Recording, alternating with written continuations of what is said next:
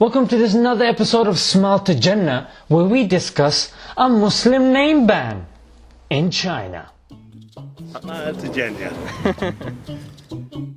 Now, I came across this article in The Guardian.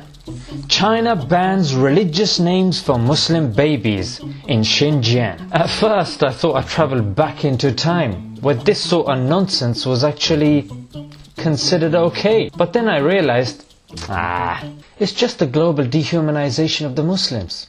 So, I guess it's okay. So here are a few laws that are imposed upon the Xinjiang.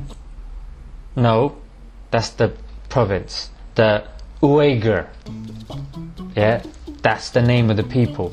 I saw this article and then I was like, you know what, this is crazy. Because I've been seeing articles being shared all over social media, but sadly because it's not BBC, Fox or Channel 4 or Telegraph, obviously our brain is conditioned into thinking it's not news.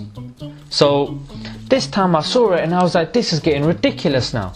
Some of the stuff they're imposing on the Muslims. Obviously the first one, like we discussed, if your child has a Muslim name that is on the list that the government is going to release, your child will be denied education and government benefits. Are you serious? How is that going to stop terrorism? If you're a man and you're under 60, you're banned from growing a beard. Women are forbidden to wear the niqab. Hajj can only be done if the government organizes it. Men under 18 can't go to the mosque to pray. Islam can't be taught in schools because it's not like true education solves anything, does it?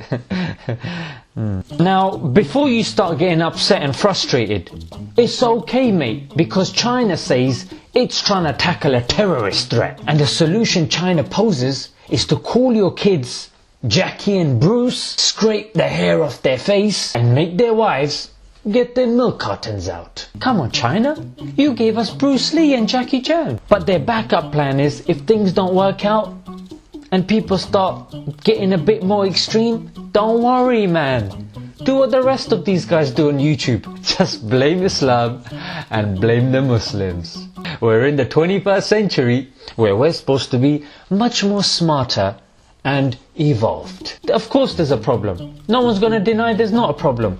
But let's start tackling the root cause. It's causes like this. When Muslims are being told on the one hand they have freedom of religion, but on the other hand it's being taken from them. And then when we speak out, jihad, extremist, terrorist, ISIS, copy paste, copy paste. Let's be a bit more realistic and let's try to educate ourselves by reading, by encouraging our population to study and learn about this beautiful religion of Islam. Until next time, Assalamu alaikum.